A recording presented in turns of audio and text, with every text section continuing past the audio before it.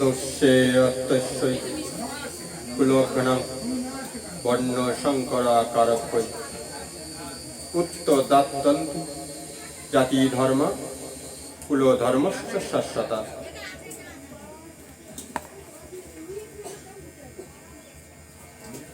যারা কুকর্মের মাধ্যমে বংশের ইতিহ্য নষ্ট করে এবং তার ফলে অবাঞ্ছিত সন্তানাদি সৃষ্টি করে, তাদের সেই দোষের ফলে সর্বপ্রকার জাতি ধর্ম এবং কুলধর্ম বিনাশপ্রাপ্ত হয়।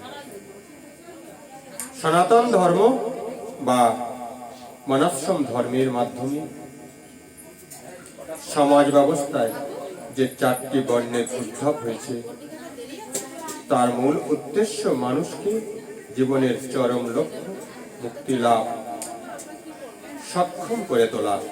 তাই সমাজের দায়িত্ব জ্ঞানহীন নেতাদের জন্য যদি সনাতন ধর্মের ধারা ব্যাহত হয়, তবে সমাজ বিশৃঙ্খলা দেখা দেয় এবং ক্রমে ক্রমে মানুষ তাদের জীবনের চরম লক্ষ্যে বিষ্ণুকে ভুলে যায়।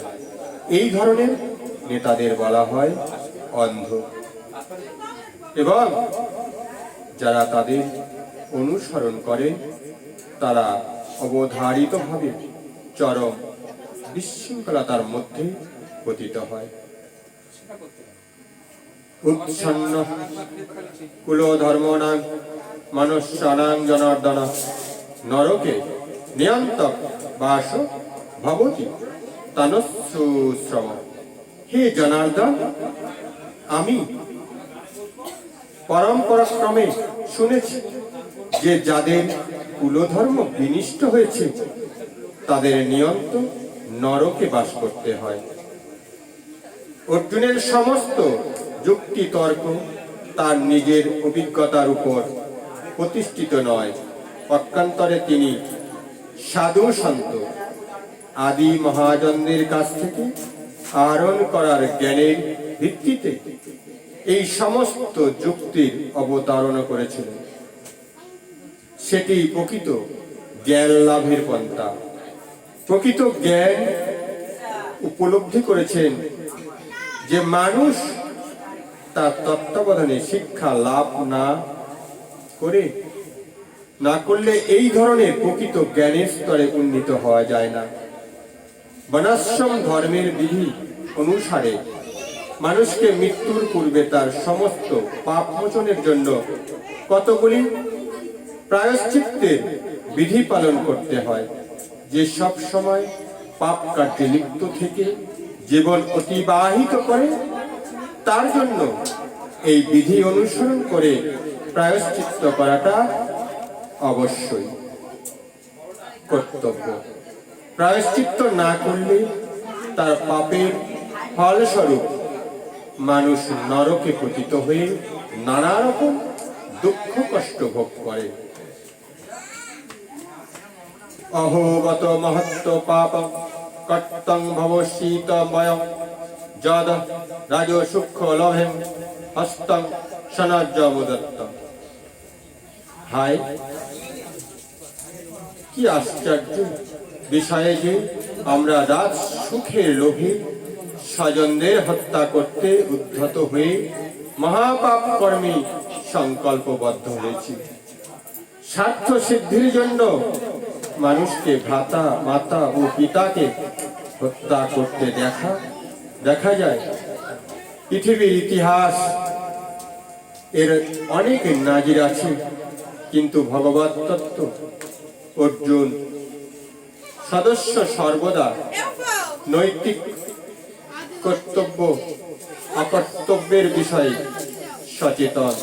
তাই তিনি এই ধরনের কার্যকলাপ থেকে বিরত থাকাই শ্রেষ্ঠ বলে মনে করেছেন। যদিও মাম প্রতীক কারণস্যস্তম শস্ত্র প্রাণ ধৃতরাষ্ট্রং রণি অনুস্তে কিমাত্তরং ভবেত। প্রতিরোধরহিত নিরন্তর অবস্থায় আমাকে যদি শস্ত্রধারী ধৃতরাষ্ট্রের পুত্রের যুদ্ধে বধ করে, তাহলে আমার অধিকতর মঙ্গল হবে। ক্ষত্রিয় রণনীতি অনুসারে নিয়ম হলো, শত্রু যদি নিরস্ত্র হয় বা যুদ্ধে অনিচ্ছুক হয় তবে তাকে আক্রমণ করা যাবে না। কিন্তু অর্জুন স্থির করেছিলেন যে এই রকম বিপজ্জনক অবস্থায় তার শত্রুরা যদি তাকে আক্রমণ করে তবুও তিনি যুদ্ধ করবেন না। তিনি বিবেচনা করলেন যে শত্রুপক্ষ যুদ্ধ করতে কতটা আগ্রহী ছিল।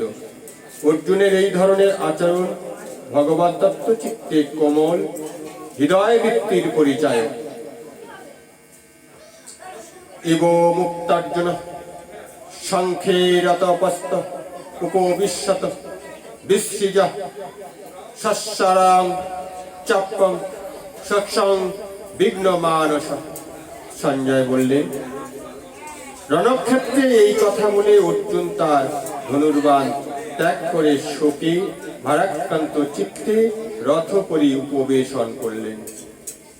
শত্রু সৈন্যকে নিরীক্ষণ করতে অর্জুন রথের উপর দাঁড়িয়েছিলেন, কিন্তু শোকে এতই মোহমান্য হয়ে পড়েছিলেন যে তার ধনুক পরিত্যাগ করে তিনি রথের উপর বসে পড়লেন।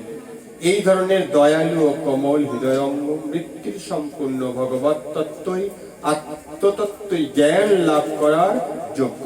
কুরুক্ষেত্রের রণাঙ্গনের সেনা পর্যবেক্ষণ বিষয় বিসর্যোগ নামক শ্রীমদ্ ভগবত প্রথম অধ্যায় ভক্তি বেদান্ত তাৎপর্যপূর্ণ। প্রেম সে বলো রাধে রাধে। আচ্ছা, বলছিলাম কি পরবর্তী কি আরতি করব না কেউ আছে এখানে?